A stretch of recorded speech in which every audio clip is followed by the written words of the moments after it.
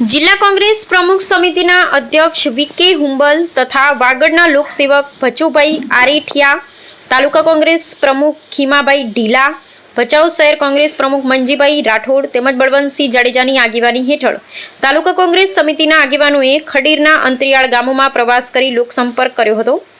સાથે સાથે આ વિસ્તારના લોકોની વિવિધ સમસ્યાઓની જાણકારી મેળવી એના ઉકેલ લાવવા કોંગ્રેસ લડત આપશે એવી લોકોને ખાતરી આપી હતી।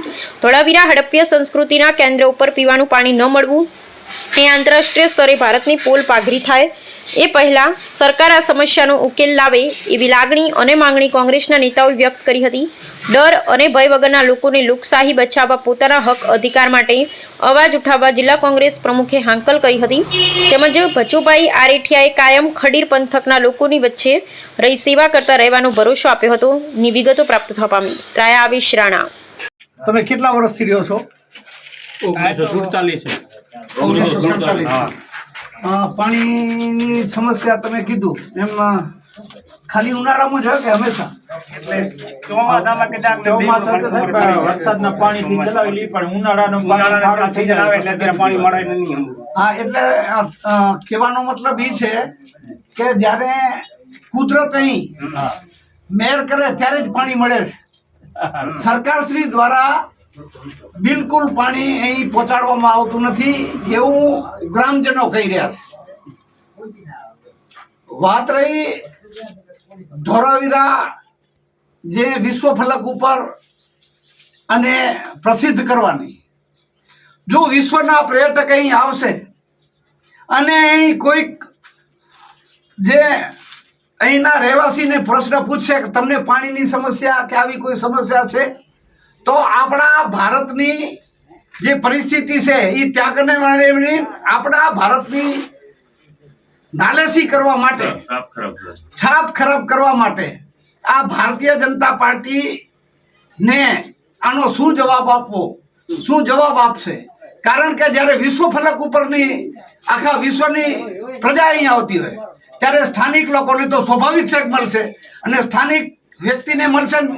ભૂલે ચૂકે પૂછાઈ ગયું કે એ તમારે કને શું વ્યવસ્થા છે, ખાવા પીવાની શું વ્યવસ્થા છે, પાણીની શું વ્યવસ્થા, ગટર વ્યવસ્થા શું છે, તો આનો જવાબ સરકાર કને શું હશે? આની જે છાપ જો વિશ્વ ઉપર લઈને જશે તો કેટલું ભારતનું ખરાબ લાગે।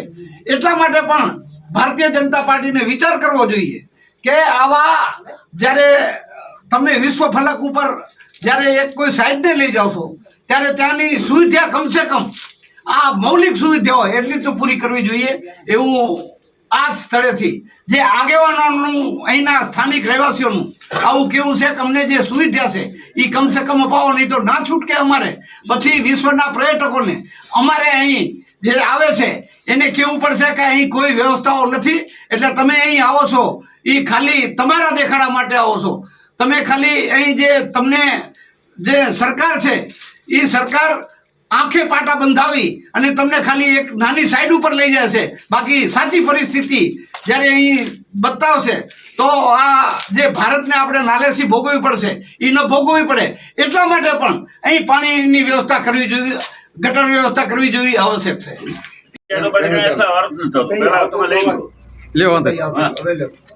આજે અમે જિલ્લા કોંગ્રેસના પ્રમુખ, મારી સાથે જિલ્લા પંચાયતના પૂર્વ સભ્યશ્રીઓ, તાલુકા કોંગ્રેસના પ્રમુખ ખીમાભાઈ, પૂર્વ પ્રમુખ બળવંતસિંહભાઈ, ધારાસભ્યના પ્રતિનિધિ પૂર્વ ભચુભાઈ આરેઠિયાજી, મંજીભાઈ રાઠોડને, આ વિસ્તારના જ અમારા ખોરાભાઈ જિલ્લા પંચાયતના પૂર્વ સભ્ય તેમજ અન્ય આગેવાનો અમે અહીંયા કરીને ધોળાવીરા ગામે આવેલ એની બાજુમાં જે વિશ્વ હેરિટેજ જાહેર કરવામાં આવેલ છે ધોળાવીરા સાઇટને એની બાજુમાં ત્યારે ડુંગરાણી વાંઠ મધ્યે આવેલા છીએ। ત્યાંના આગેવાનોને મળ્યા, પરંતુ આ જ્યારે સમગ્ર દેશ અને વિદેશના જ્યારે ટુરિસ્ટો આ વિસ્તારમાં આવતા હોય અને તેમ છતાં ધોળાવીરા ગામ હોય ત્યાં ડુંગરાણી વાંઢ હોય ત્યાં પીવાનો પાણીની કોઈ વ્યવસ્થા નથી, ખારું પાણી પીવે છે અને 1500 થી 2000 રૂપિયા ટેન્કરના ખર્ચે અને પાણી લોકો મંગાવે છે। ખૂબ ગંભીર સમસ્યાઓ છે। અત્યારે આ ઉનાળાની સિઝન છે ત્યારે આ ગરીબ લોકો કઈ રીતે પાણી વેચાતું લઈને પી શકે, જ્યારે સરકાર અત્યાર સુધીમાં આટલા વર્ષો પછી પણ પીવાના પાણીની વ્યવસ્થા પણ કરી શકી નથી અને માત્ર ને માત્ર ટુરિસ્ટના દાવાઓ કરી અને વિશ્વના ફ્લક ઉપર જ્યારે ધોળાવીરાને લઈ ગયા છે ત્યારે શું કરે છે આ સરકાર? જો પીવાનું પાણી પર ત્યાંના લોકોને આપી શકતા નથી, ધોળાવીરાની પર સમસ્યાઓ, ગટર લાઈનો પર સલકેસરી ચોકઅપ છે, તો મૂળભૂત સુવિધાઓ તો ગામને તો કોઈ મળી જ નથી. તો આ કોના માટે છે? વિકાસના ફળ કોના માટે છે?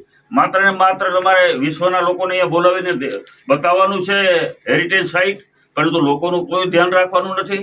આજે અમે અહીંયા ગામના આગેવાનો મળ્યા છીએ. આ વિસ્તારમાં ડુંગરાણી વાડમાં કોરી સમાજના મોટી સંખ્યામાં ભાઈઓ રહે છે.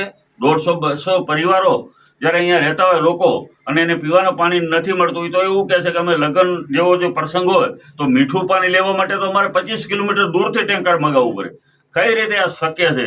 તો તાત્કાલિક અમે સરકારને કહેવા માગીએ છીએ, અહીંના કલેક્ટરશ્રીને કહેવા માગીએ છીએ કે તમે આ ગામની સમસ્યાઓ ઉપર ધ્યાન આપો અને તાત્કાલિક પીવાના પાણીની વ્યવસ્થા પૂરી કરો. બીજો વિકાસ થાય કે ન થાય, પણ પીવાનું પાણી મૂળભૂત જે પ્રશ્ન છે એ પીવાના પાણીનો હોય ને પીવાનું પાણી જો તમે પૂરું ના આપી શકતા હોય તો કઈ રીતે આને વિકાસ આપણે કહી શકશું? આ કચ્છના એક ગામનો નહીં, અનેક ગામોની આ સમસ્યાઓ છે, અને આ સમસ્યાઓ માટે અમે તાત્કાલિક ધોરણે સરકારશ્રીને, કલેક્ટરશ્રીનું પણ ધ્યાન દોરીશું કે એમના પ્રતિનિધિઓને અહીંયા મોકલાવે, એની પરિસ્થિતિ જોવે અને પીવાના પાણીની પરિસ્થિતિ સમસ્યાઓનો હલ કરે.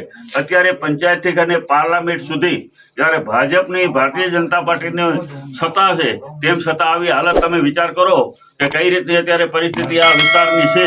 આજે અમને પણ ખૂબ દુઃખ થયું આ વિસ્તારની હકીકત જાણીને કે આવું તો કરે કચ્છમાં કોઈ વિસ્તારમાં નહીં. આ બોર્ડર વિસ્તારનું ગામ છે, બોર્ડર હાંચવીને બેઠેલા છે આ લોકો, અને એને પીવાના પાણીની સગવડ તાત્કાલિક સરકાર પહોંચાડે એવી અમે સરકારશ્રી પાસે વિનંતી અને પ્રાર્થના કરીએ છીએ. આપ ગામના આગેવાનોને પણ મળી અને